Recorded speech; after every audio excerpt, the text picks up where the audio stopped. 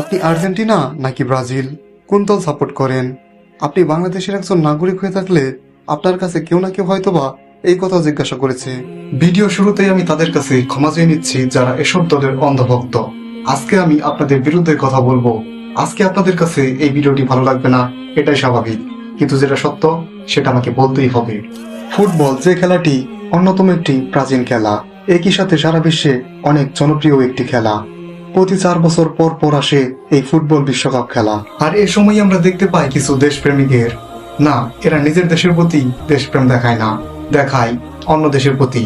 এদের অন্য দেশের প্রতি এতটা দেশপ্রেম যে এরা অন্য দেশের জন্য বিশাল বিশাল পতাকা বানায়, অথচ এদের অনেকের মা বাবার ঠিক মতো হয়তো বা জামা নেই। এই বিশ্বকাপ আসলে আর্জেন্টিনা, ব্রাজিল কিংবা পর্তুগাল এইসব দেশের পতাকা তারা উড়াবেই।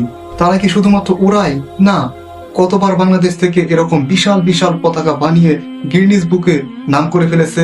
সেই দিন একটা নিউজে দেখলাম একটা লোক 30 লক্ষ নাকি 40 লক্ষ টাকার জমি বিক্রি করে তিনি জার্মানির বিশাল বড় পতাকা তৈরি করেছে। আমি জানি না এই পতাকা তৈরি করে তিনি কি করবেন। আরে বেটা, জার্মানি কোথায় আর আপনি কোথায়? আপনি একবার চিন্তা করেছেন কি করতেছেন? এরকম অন্ধভক্ত হয়ে লাভই বা কি?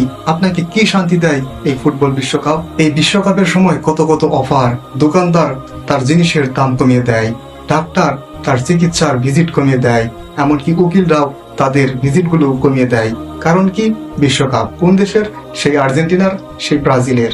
আর যদি নিজের দলের সাপোর্টার হয় তাহলে তো কোনো কথাই নেই, তাহলে তার জন্য রয়েছে বিশেষ ছাড়। অথচ মুসলিমদের পবিত্র মাস রমজান মাসে 10 টাকা হালি লেবুর দাম এদেশে 200 টাকা হালি লেবু হয়ে যায়, এমনকি 500 টাকা কেজি পর্যন্ত খেজুর খেতে হয় আমাদের।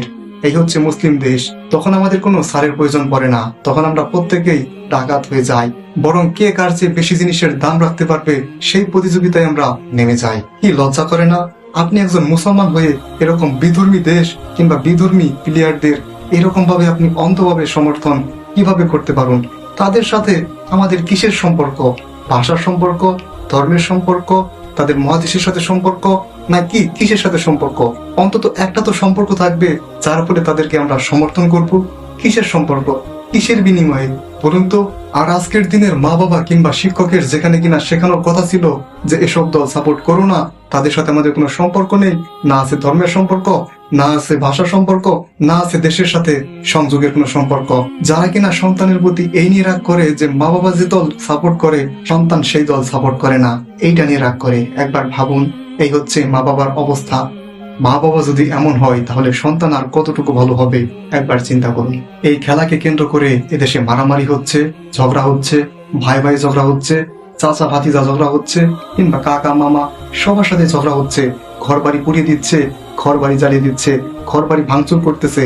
এইসব হচ্ছে এই দেশে অবস্থা এইসব ফুটবল খেলা নিয়ে। আল্লাহ তাআলা সূরা মাইদার 51 নং আয়াতে বলেন, হে মুমিনগণ, তোমরা ইহুদি খ্রিস্টানদের বন্ধুরূপে গ্রহণ করো না, তারা নিজেরাই একে অন্যের বন্ধু। নিশ্চয়ই আল্লাহ তাআলা জালিমদের সৎ পথে পরিচালিত করেন না।